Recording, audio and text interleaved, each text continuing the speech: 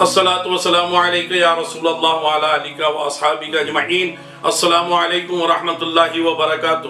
ناظرین محترم، رمضان المبارک کا تیسرا روزہ ہمیں ایک بہت ہی اہم تاریخی یادگاری لمحات کی طرف لے جاتا ہے کہ جب اللہ سبحانہ وتعالی عز و جل کے پیارے محبوب علیہ السلام کی سب سے چہیتی صاحبزادی سیدۃ النساء فی العالمین سیدہ خاتون جنت فاطمہ زہرہ سلام اللہ تعالی علیہ ورضی اللہ تعالی عنہا کا وصال با کمال ہوا۔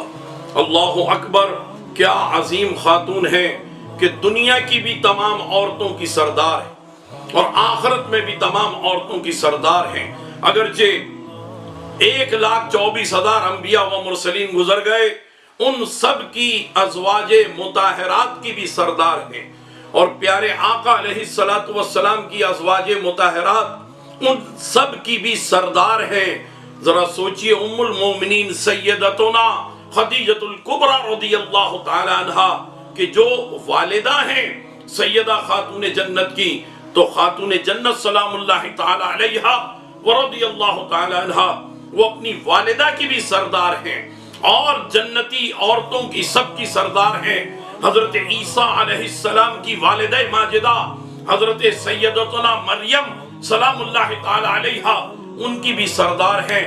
تو اتنی عظیم خاتون ہیں، اور پیارے آقا علیہ السلام نے آپ کی سرداری کو اور مسلم کر دیا جب یہ فرمایا کہ بیٹی تم میرے پاس آتی ہو تو میں تمہارے خیر مقدم پہ کھڑا ہو جاتا ہوں، جب میں تمہارے پاس جاتا ہوں تم میرے استقبال میں کھڑی ہوتی ہو، میں تمہارے لیے بستر پہ چادر تبدیل کرتا ہوں، اپنے ہاتھ سے چادر کی سلوٹیں نکالتا ہوں، تمہارا ہاتھ پکڑ کر اپنے ساتھ میں اپنے پلنگ پر بٹھاتا ہوں۔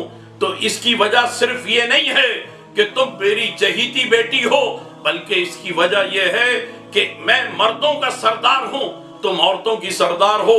ایک سردار دوسرے سردار کو پروٹوکول دیتا ہے۔ اللہ اکبر، یہ ہے پیارے آقا علیہ السلام کا طرز عمل کہ سیدہ خاتون جنت کی تمام عورتوں پر جو سرداری ہے اس سرداری کو مسلم کر دیا گیا۔